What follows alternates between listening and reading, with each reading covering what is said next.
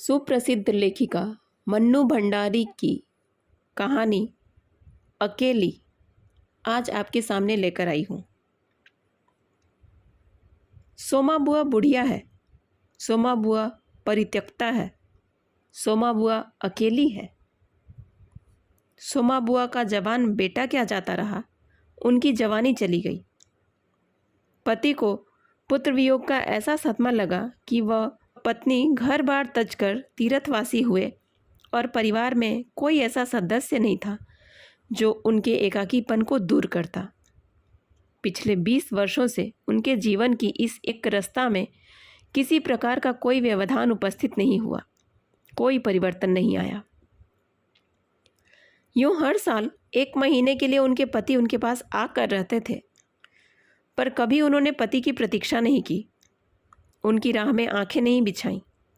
जब तक पति रहते उनका मन और भी मुरझाया हुआ रहता, क्योंकि पति के स्नेहहीन व्यवहार का अंकुश उनके रोज़मर्रा के जीवन की अबाध गति से चलती स्वच्छंद धारा को कुंठित कर देता। उस समय उनका घूमना फिरना, मिलना जुलना सब बंद हो जाता और सन्यासी जी महाराज से यह भी नहीं होता कि वे 2 मीठे बोल बोलकर सोमा बुआ को एक ऐसा संबल ही पकड़ा दें जिसका आसरा लेकर वे उनके वियोग के 11 महीने काट दें। इस स्थिति में बुआ को अपनी जिंदगी पास पड़ोस वालों के भरोसे ही काटनी पड़ती थी। किसी के घर मुंडन हो, छठी हो, जनेऊ हो, शादी हो या गमी, बुआ पहुंच जाती और फिर छाती फाड़ कर काम करती, मानो वे दूसरे के घर में नहीं अपने ही घर में काम कर रही हों। आजकल सोमा बुआ के पति आए हैं और अभी अभी कुछ कहा सुनी हो चुकी है। बुआ आंगन में बैठी धूप खा रही हैं, पास रखी कटोरी से तेल लेकर हाथों में मल रही हैं और बड़बड़ा रही हैं।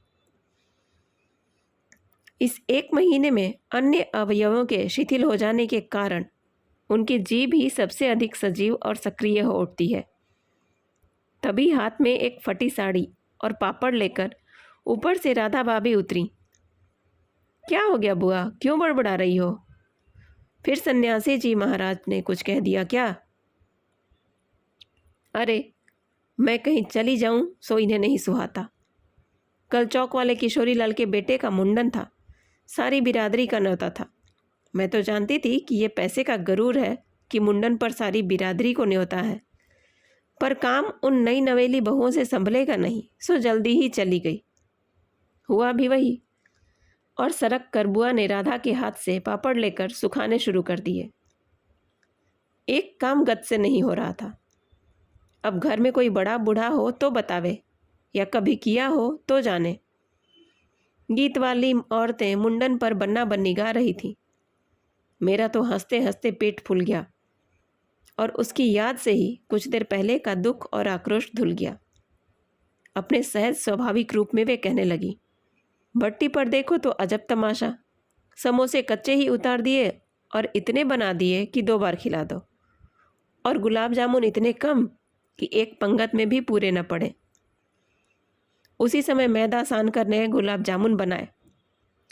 दोनों बहुएं और किशोरी लाल तो बेचारे इतना जस मान रहे थे कि क्या बताऊं। कहने लगे, अम्मा तुम न होती तो आज भद्द उड़ जाती। अम्मा तुमने लाज रख ली। मैंने तो कह दिया कि अरे अपने ही काम नहीं आवेंगे तो कोई बाहर से आवेगा नहीं। यह तो आजकल इनका रोटी पानी का काम रहता है, नहीं तो मैं सवेरे से ही चली आती। तो सन्यासी महाराज क्यों बिगड़ पड़े? उन्हें तुम्हारा आना जाना अच्छा नहीं लगा क्या बुआ? यूँ तो मैं कहीं आऊँ जाऊँ सो ही इन्हें नहीं सुहाता, और फिर कल किशोरी के यहाँ से बुलावा नहीं आया। अरे मैं तो कहूँ कि घर वालों का कैसा बुलावा? वे लोग तो मुझे अपनी माँ से कम नहीं समझते, नहीं तो कौन भला यूँ भट्टी और भंडारघर सौंप दे। पर उन्हें अब कौन समझावे। कहने लगे, तू जबरदस्ती दूसरों के घर में टांग अड़ाती फिरती है। और एकाएक उन्हें उस क्रोध भरी वाणी और कटु वचनों का स्मरण हो आया जिनकी बौछार कुछ देर पहले ही उन पर हो चुकी थी। याद आते ही फिर उनके आंसू बह चले। अरे रोती क्यों हो बुआ? कहना सुनना तो चलता ही रहता है। सन्यासी जी महाराज 1 महीने को तो आकर रहते हैं, सुन लिया करो, और क्या। सुनने को तो सुनती ही हूँ, पर मन तो दुखता ही है कि 1 महीने को आते हैं तो भी कभी मीठे बोल नहीं बोलते। मेरा आना जाना इन्हें सुहाता नहीं। सो तू ही बता राधा, ये तो साल में 11 महीने हरिद्वार रहते हैं। इन्हें तो नाते रिश्ते वालों से कुछ लेना देना नहीं, पर मुझे तो सबसे निभाना पड़ता है। मैं भी सबसे तोड़ ताड़ कर बैठ जाऊं तो कैसे चले। मैं इनसे कहती हूँ कि जब पल्लो पकड़ा है तो अंत समय में भी साथ रखो, सो तो इनसे होता नहीं है। सारा धर्म कर्म यही लूटेंगे, सारा जस यही बटोरेंगे, और मैं अकेली पड़ी पड़ी यहाँ इनके नाम को रोया करूँ। उस पर से कहीं आऊँ जाऊँ तो वह भी इनसे बर्दाश्त नहीं होता। और बुआ फूट फूट कर रो पड़ी। राधा ने आश्वासन देते हुए कहा, रो नहीं बुआ। अरे वे तो इसलिए नाराज हुए कि बिना बुलाए तुम चली गई। बेचारे इतने हंगामे में बुलाना भूल गए तो मैं भी मान करके बैठ जाती। फिर घर वालों का कैसा बुलाना। मैं तो अपनेपन की बात जानती हूँ। कोई प्रेम नहीं रखे तो 10 बुलावे पर भी न जाऊँ, और प्रेम रखे तो बिना बुलाए भी सिर के बल जाऊँ। मेरा अपना हरखू होता और उसके घर काम होता तो क्या मैं बुलावे के भरोसे बैठी रहती। मेरे लिए जैसा हरखू वैसा किशोरी लाल। आज हरखू नहीं है, इसी से दूसरों को देख देख कर मन भरमाती रहती हूँ। और वे हिचकियाँ लेने लगी। सूखे पापड़ों को बटोरते बटोरते स्वर को भरसक कोमल बनाकर राधा ने कहा, तुम भी बुआ बात को कहाँ से कहाँ ले गई। लो अब चुप हो, पापड़ भून कर लाती हूँ, खाकर बताना कैसा है। और वह साड़ी समेटकर ऊपर चढ़ गई। कोई सप्ताह भर बाद बुआ बड़े प्रसन्न मन से आई और सन्यासी जी से बोली, सुनते हो, देवर जी के ससुराल वालों की किसी लड़की का संबंध भागीरथ जी के यहाँ हुआ है। वे सब लोग यहीं आकर ब्याह कर रहे हैं। देवर जी के बाद तो उन लोगों से कोई संबंध ही नहीं रहा, फिर भी हैं समधी ही। वे तो तुमको भी बुलाए बिना नहीं मानेंगे, समधी को आखिर कैसे छोड़ सकते हैं। और बुआ पुलकित होकर हंस पड़ी। सन्यासी जी की मौन उपेक्षा से उनके मन को ठेस तो पहुंची, फिर भी वे प्रसन्न थी। इधर उधर जाकर वे इस विवाह की प्रगति की खबरें लाती। आखिर एक दिन वे यह भी सुनाई कि उनके समधी यहाँ आ गए। जोर शोर से तैयारियां हो रही हैं, सारी बिरादरी को दावत दी जाएगी, खूब रौनक होने वाली है, दोनों ही पैसे वाले ठहरे। क्या जाने हमारे घर तो बुलावा आएगा या नहीं। देवर जी को मरे 25 बरस हो गए, उसके बाद से तो कोई संबंध ही नहीं रखा। रखे भी कौन, यह काम तो मर्दों का होता है। मैं तो मर्द वाली होकर भी बेमर्द की हूँ। और एक ठंडी सांस उनके दिल से निकल गई। अरे वाह बुआ, तुम्हारा नाम कैसे नहीं हो सकता, तुम तो समधिन ठहरी। संबंध में न रहे कोई रिश्ता थोड़े ही टूट जाता है। दाल पीसती हुई घर की बड़ी बहू बोली। है बुआ, नाम है, मैं तो सारी लिस्ट देख कर आई हूँ, विधवा ननद बोली। बैठे ही बैठे एकदम आगे सरक कर बुआ ने बड़े उत्साह से पूछा, तू अपनी आंखों से देख कर आई है नाम? नाम तो होना ही चाहिए, पर मैंने सोचा कि क्या जाने आजकल की फैशन में पुराने संबंधियों को बुलाना हो ना हो। और बुआ बिना 2 पल भी रुके वहाँ से चली पड़ी। अपने घर जाकर सीधे राधा भाभी के कमरे में चढ़ी। क्यों री राधा, तू तो जानती है ना कि नए फैशन में लड़की की शादी में क्या दिया जावे है। समधियों का मामला ठहरा सो भी पैसे वाले। खाली हाथ जाऊंगी तो अच्छा नहीं लगेगा। मैं तो पुराने ज़माने की ठहरी, तू ही बता दे क्या दूं। अब कुछ बनने का समय तो रहा नहीं, 2 दिन बाकी है, सो कुछ बना बनाया ही खरीद लाना।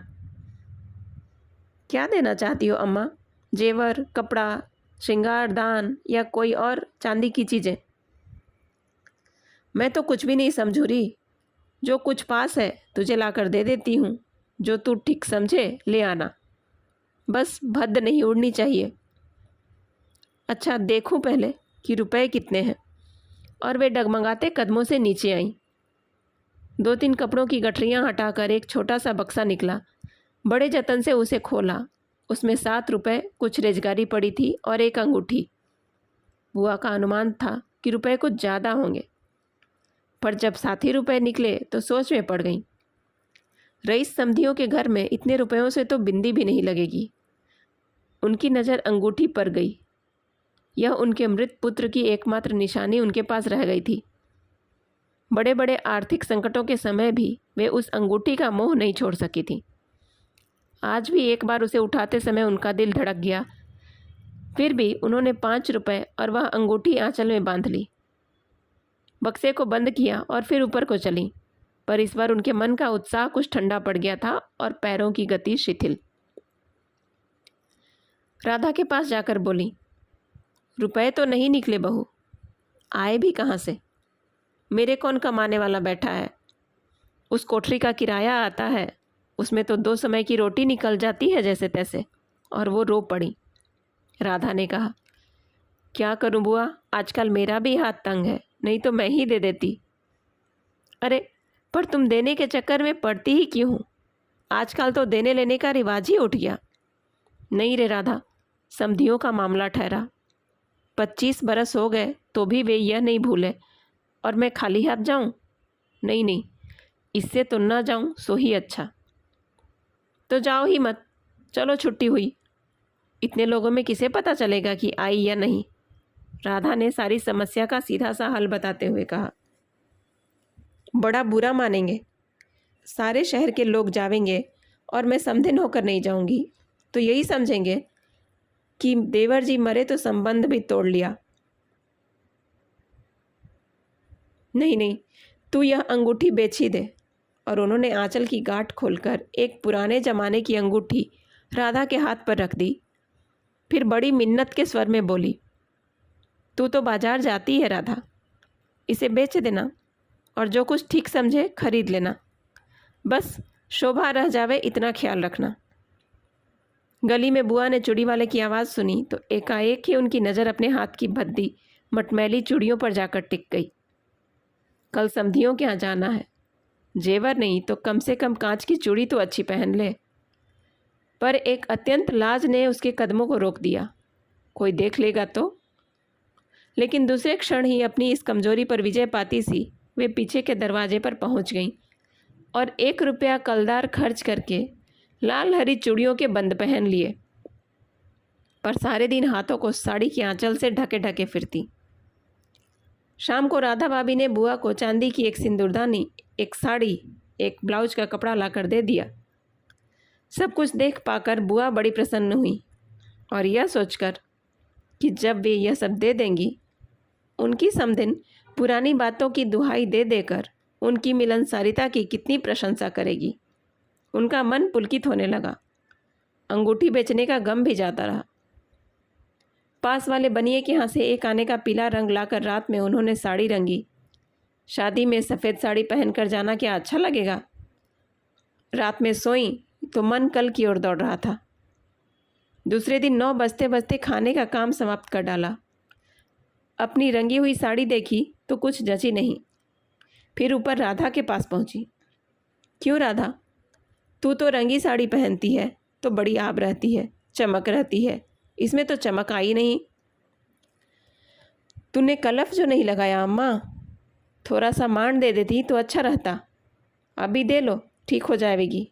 बुलावा कब का है?